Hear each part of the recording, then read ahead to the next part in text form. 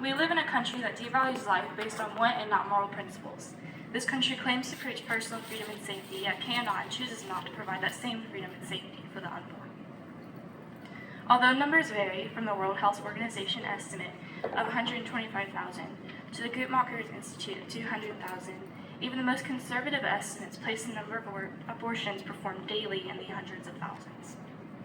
To put that into perspective, in just 36 hours, more babies are aborted than the entire population of Wilson County. In just 84 hours, more babies will have been aborted than the population of Nashville. Every day of the abortions performed worldwide, 2,548 of them take place in America. Regardless of the argument for how abortion is necessary or abortion is health care, abortion is, to put it simply, the act of intentionally ending a life that cannot defend itself. My first point this evening: our founding fathers, when beginning our government, saw that protecting life and the right to life should be the first thing established. They wrote, "We hold these truths to be self-evident, that all men are created equal, that they are endowed by their Creator with certain unalienable rights, and that among these are life, liberty, and the pursuit of happiness." Before freedom and happiness, they listed life first because they saw that life is priceless and should always be defended. However, some states have this incorrect. Some states have reversed the order and have chosen to protect personal freedom and happiness over life. There are a handful of states that allow abortion up to 22 weeks. 6 states, including Alaska, Oregon, and Colorado, have no limit at all. A mother can get an abortion late term in Washington, D.C. These states do not line up with our constitutional rights. The 14th Amendment declares that all have equal rights and protections under the law. Together we must fight for those equal rights and the life America's written law promises. My second point this evening: before I proceed with discussing the immorality of abortion, I want to make clear the meaning of life and its beginning. Many believe life starts at a stage of development like brain activity or heartbeat, while others believe it starts after baby becomes viable. Some even believe no one knows when life begins and that people can choose for themselves. However, these are all false.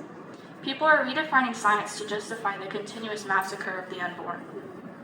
At conception, the baby's blueprint is immediately written out, his or her DNA completely formed, and this blueprint remains the same for his or her entire life.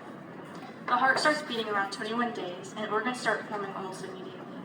This is before most women are even aware of their pregnancy.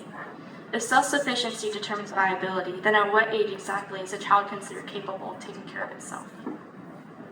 Even after birth, a baby cannot self-sustain. Toddlers are not self-sufficient and would quickly die if left in the elements. Life begins at conception, and from that point forward, that life is growing and gaining activity and function. My third point this evening: even if our Declaration of Independence and Constitution did not prioritize life in their preamble and amendments, we are all born with a moral code on our hearts and minds that I believe is God-given.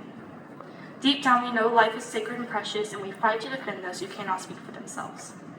Even the Founding Fathers knew and wrote in the preamble that our Creator gave us our right to life. I believe women's bodies were intricately designed for motherhood.